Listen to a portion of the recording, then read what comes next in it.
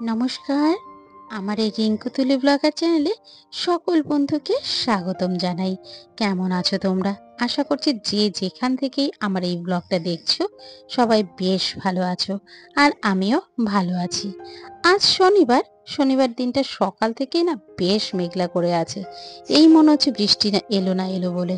আর এদিকে উঠতে আজকে একটু বেলা হয়ে গেছে জানো তো, তাই ঘুম থেকে উঠেই আগে কিন্তু আমি একদিকে ভাত আর এদিকে মুগ ডাল বসিয়ে দিয়েছি।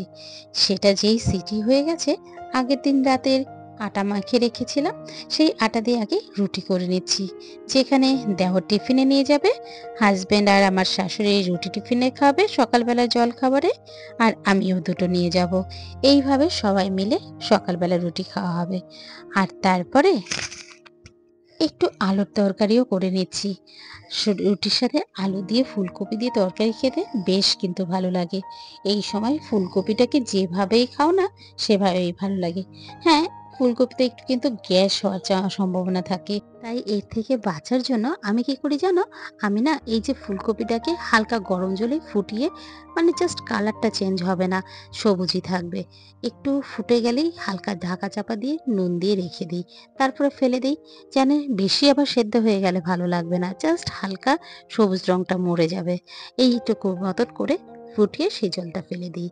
আর দেখছো তো, এরপরে কিন্তু ভাত নিয়ে বসে পড়েছি। আর ওদিকে শাশুড়ি মা ধনে পাতা বেছে দিচ্ছে। কেন জানো? ধনে পাতা বাটা হবে। সেটাকে এরকমভাবে উনি বসে বসে বেছে দেয়, আমি একের পর এক কাজ করতে থাকি। এইভাবে সাপ্লাই দেয় বলে কিন্তু আমি কিন্তু এত কম সময়েও তাড়াতাড়ি অনেক কটা পদই রান্না করলাম। যেমন মুগ ডাল করলাম, ধনেপাতা বাটা, রুটি, ওদিকে আলু ফুলকপি দিয়ে একটা তরকারি। এইভাবে করেই আমি কিন্তু আমার সংসারের কাজগুলো করতে পারি। তোমরা বুঝতেই পারলে তার মানে আমি কতটা আমার শাশুড়ির উপর ডিপেন্ডেন্ট। উনি যে বসে বসে শুধু কেটে দিচ্ছে বা রুটি বেলে দিচ্ছে, সেগুলোই যেন আমার কাছে অনেকটা হেল্প করে। আমি তারপর দুটো গ্যাসে হাফ হাফ করে যেভাবে হোক ব্যালেন্স করে এবং স্মার্টলি আমি সমস্ত রান্নাটা করে ফেলি। আর ওই যে দেখলে ধুয়ে বেছে দিল ধনে পাতাটাকে, এটাকে এবার বেটে নেব কাঁচা লঙ্কা দিয়ে বেটে, আর সামান্য কালো জিরে ফোড়ন দিয়ে এটাকে একটু জাস্ট নেড়ে চেড়ে নেবো। দারুণ লাগে কিন্তু ধনেপাতা এই সময় শীতকালে খেতে। ধনেপাতার বাটা দিয়ে এক থালা ভাত আর খাওয়া যায়। আমার বাবা না খুব ভালোবাসতো জানো, আজকে ধনেপাতাটা দেখে না খুব বাবার কথা মনে পড়ছে। বাবা এরকম শুকনো শুকনো বাটা বুটি বেশ খেতে ভালোবাসতো। আর জানো তো বন্ধুরা, আর কদিন বাদেই আমার বাবার কাজ। 5ই ডিসেম্বর বাবার বাৎসরিক কাজ পড়েছে। তোমরা সবাই মিলে আমার বাবার জন্য একটু প্রার্থনা করো, তিনি যেন ভালো থাকেন এবং তার আশীর্বাদে আমরাও যেন সবাই ভালো থাকি।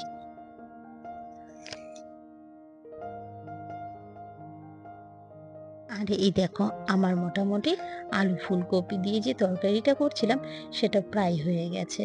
একটু মাঝে মাঝে জল চাপা দিয়ে ঢাকা দিলেই না অল্প তেলে বেশ ভালো করে রান্না হয়ে যায় এবং সেটা কিন্তু সুসেদ্ধ হয়। আর আমি না কথায় কথায় বটি নিয়ে বসতে পারি না, দাঁড়িয়ে দাঁড়িয়ে ছোটাছুটি করে রান্না করতে হয় তো, তার জন্য কাঁচি অথবা ছুরি এগুলো আমার হাতের কাছে রাখি, যেগুলোতে আমার খুব কাজে হেল্প করে। আর ওই দেখো ওদিকে কিন্তু দেওর অলরেডি খেতে বসে গেছে, তার মানে আমার কতটা তাড়াহুড়ো যে ওকে টিফিনে দিতে হবে রুটি তরকারি। ব্যাস, এবার টিফিনটা আগে গুছিয়ে দিয়ে তারপরে আবার বাকিটুকু করব।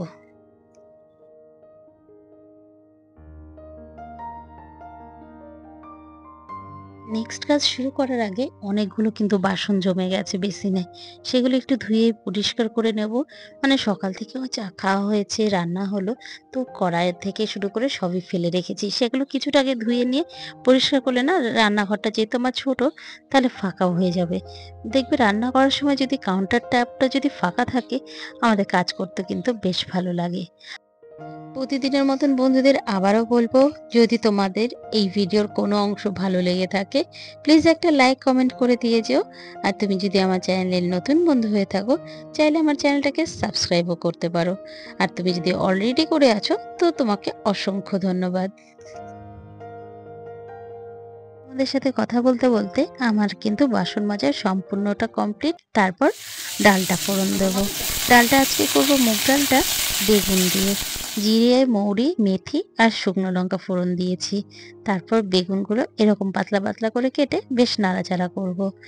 এবং সাথে একটু নুন আর হলুদ দেব। দিয়ে বেশ করে নাড়াচাড়া করে যে ডালটা আগে থেকে সিটি দিয়ে রেখেছিলাম সেটাকে এই ডালের মধ্যে ঢেলে দেব। তারপর প্রয়োজন মতো কাঁচা লঙ্কা আর মিষ্টি এই দিয়ে লবণ দিয়ে নামিয়ে নেব। তৈরি হয়ে গেল আমার মুগ ডাল। চলো এখানে ডাল হতে হতে ওদিকে গ্যাসটা একটু মুছে পরিষ্কার করে নিই। ডাল আর রুটি করতে গেলে না গ্যাসটা প্রচণ্ড নোংরা হয়, তাই আগে একটু ভাবলাম এটা পরিষ্কার করে নিই। আর বাকিটাকে মাকে দেখতে বলে আমি বারান্দায় চলে যাব। কাপড় কাচা আছে, ঘর মোছা আছে। আজকে কিন্তু তোমাদের সাথে সম্পূর্ণটা শেয়ার করতে পেরেছি। প্রতিদিন এত তাড়াহুড়ো থাকে, সম্পূর্ণ ভিডিও আমি করার সময় হয়ে ওঠে না। কিন্তু আজকে যখন সুযোগ পেয়েছি পুরোটা করলাম, আর তোমাদেরকে পুরোটা দেখাবোও বটে। মর্নিং ফ্রেন্ডস, এখন বাজে সকাল 9টা। কে বলবে যে ওয়েদার দেখছো? এই যে চারপাশের ওয়েদার, যেটা দেখালাম তোমাদের, প্রচণ্ড মেঘলা ওয়েদার। 9টা বাজে মনেই হচ্ছে না। যাই হোক, এখনো কাজ বাকি আছে, ঝপঝপ করে করবো। চলো দেখতে থাকো। রান্না মোটামুটি ডালটা বসিয়ে দিয়ে আমি এইদিকে চলে এসেছি। কাপড়গুলো সব ভিজিয়ে নিলাম, আর তারপরে এই যে ঘর মুছবো, ঘর মোছার জলটাও রেডি করে নিলাম। আজকে কিন্তু তোমাদের সাথে অনেকটাই ভিডিও ব্লগ শেয়ার করলাম। আসলে শীতকালে দেরি করে ওঠার সত্ত্বেও কিভাবে আমি সময়ের মধ্যে সমস্ত কাজ সারলাম। আর দেখো কোনোটা কাজ কিন্তু বাদও দিয়ে যায়নি, তাই সম্পূর্ণটা ভিডিও করলাম। কেন করলাম সেটার কারণটা বললাম। আমাদের প্রত্যেকটা ঘরেই ফ্ল্যাটে খুবই জায়গা কম, সেই কারণে কিন্তু আমাদের ছোট ছোট জায়গা, শুধুমাত্র আমার এই ডাইনিংটা বড়। আচ্ছা, তোমরা একটা কমেন্ট করবে, তোমরা কি আমার হোম ট্যুর দেখতে চাও? তাহলে তোমাদের জন্য একটা হোম ট্যুরের আমি একটা ভিডিও বানাবো। যদি তোমরা দেখতে চাও অবশ্যই কিন্তু একটু কমেন্ট করে জানিও।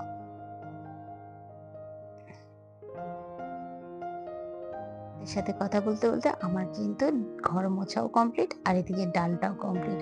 আর চলো কি কি রান্না করেছি। এই যে ধনেপাতা বাটা, ওদিকে আলু আর ফুলকপি দিয়ে একটা তরকারি, ছেলের জন্য ডাল সেদ্ধ, আর ওদিকে আমাদের জন্য তরকারি একটা হবে, সেটা একটু পরে হবে। আর তারপরে আমি স্নান করে এসে পুরো রেডি হয়ে গেছি। আজকে সোয়েটার নেব কি নেব না বুঝতে পারছি না। লাস্ট অব্দি বাধ্য হয়ে জিন্সের জ্যাকেটটা সাথে করে নিলাম, কেন যদি প্রয়োজন হয় সামনেই রাখছি ব্যাগে, যাতে পরে নিতে পারি। তবে বাইরে গিয়ে কিন্তু বেশ ঠান্ডা লেগেছে জানো, আমাদের ঘরটা বেশ গরম। ঘরে এতটা মনে হয় না, কিন্তু বাইরে বেরোলে মনে হয় কি ঠান্ডা কি ঠান্ডা। যাই হোক, একটু বাদেই আমাকে দেখে বুঝতে পারবে বাইরে কতটা ঠান্ডা লাগছে। আমার তো আজকে দেরি হয়ে যাচ্ছিল, লাস্টে বাধ্য হয়ে অটো নিয়ে নিলাম। অটোতে করেই যাচ্ছি। আর দেখেছো, কানে টুপি আর গায়েও জ্যাকেটটা পরে নিলাম। এত বাইরে ঠান্ডা লাগছে আজকে বলার মতন নয়। অফিসে ঢুকলাম, অনেকটা দেরি হলো, কিছু করার নেই। রাস্তাঘাটে গাড়ি ঘোড়া একটু কম আছে। আজকে হয়তো আমাদের এদিকে অভিষেক বন্দ্যোপাধ্যায় আসছেন, যার জন্য রাস্তায় একটু গাড়ি ঘোড়া কম। যাই হোক, কি আর করা যাবে, লেট হয়ে গেল। এই ঢুকে গেছি, আর সারাটা দিন আছি মেঘলা মেঘলা। কে বলবে এখন 10টা 15-20 বাজে, এই অবস্থা। চলো দেখতে থাকো, কেমন লাগছে অবশ্যই কিন্তু কমেন্ট করতে কেউ ভুলবে না। বেশ কমেন্ট করছো, ভালো লাগছে। নতুন নতুন দিদিরা এসে কমেন্ট করছো, নতুন নতুন দিদিরা দেখছো, ভালো লাগছে। চলো দেখতে থাকো।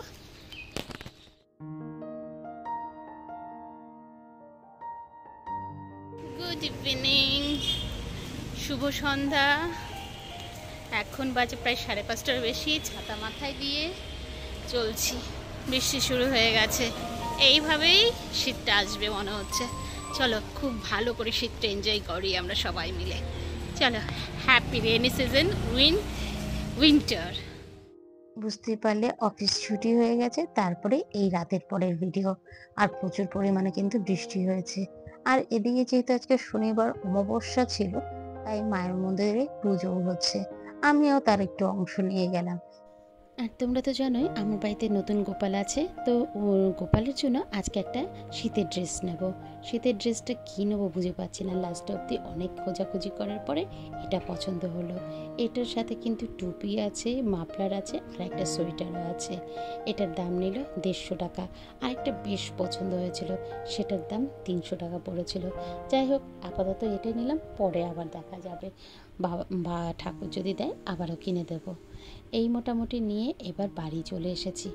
আজ আর ঠাকুরকে পড়ানো হয়নি, কেন বলো তো, এসে দেখি মা শয়ন দিয়ে দিয়েছে গোপালদের, তাই আর জাগালাম না। আজ কিন্তু আমার গোপাল 3জন আছেন, 3টে গোপাল আছে, একটা স্টোন ডাস্টার, আরও তারপরে ননদের বাড়ির গোপালও আমাদের এখানে এসেছে। আর তারপরে রাতের বেলা এবার খাওয়া দাওয়ার পাগলা, সেই ফুলকপির পকোড়া সেটা করলাম। এটা কিন্তু বেশ খেতে ভালো লাগে। আমার মায়ের হাতের ফুলকপির পকোড়া কী যে ভালো লাগে, কী যে ভালো লাগে, কী আর বলবো। চেষ্টা করি মায়ের মতন করে করতে, জানি না কতটা হয়। তবে একটু তেল খেতে ইদানিং ভয় হয়, তাই একটু কম তেলেই ভাজলাম। যবে থেকে আমার হাজব্যান্ডের শরীর খারাপ হয়েছে, আমাদের কিন্তু বাড়িতে দুবেলা রুটি হয়, সকালে একবার হয়, রাত্রে একবার হয়। যদিও হাজব্যান্ড মাঝে মাঝে যখন রাত্রেবেলা অফিস থেকে আসে তখন খায় না অতটা, কিন্তু বাড়ি থাকলে কিন্তু আরেকবেলা রুটি রুটি করে পাগল করে দেয়। যাই হোক, তাই রুটি করে নিলাম, যেটা শাশুড়ি মা এবং ও দুজনেই খাবে। এবার চলো বাকি আর কি কি রান্না হলো সেটাও একটু তোমাদের সাথে শেয়ার করি। এই হলো ফুলকপির পকোড়া, দারুণ লাগছিল খেতে। আর তারপরে মুগ ডাল করেছিলাম, ধনেপাতা বাটা, আর ওদিকে হাজব্যান্ড করেছিল সব রকম সবজি দিয়ে একটা লাবড়া মতন। আর আছে রুটি তো বটেই, আর আমাদের পাশের বাড়ি থেকে একটু পালং পনির পাঠিয়েছিল। এই মোটামুটি রাত্রে খাওয়া দাওয়া হলো। আর আজকের মতন এখানেই শেষ করলাম। ভালো থেকো, সুস্থ থেকো, আবারও দেখা হচ্ছে পরের দিনের একটা নতুন ব্লগে।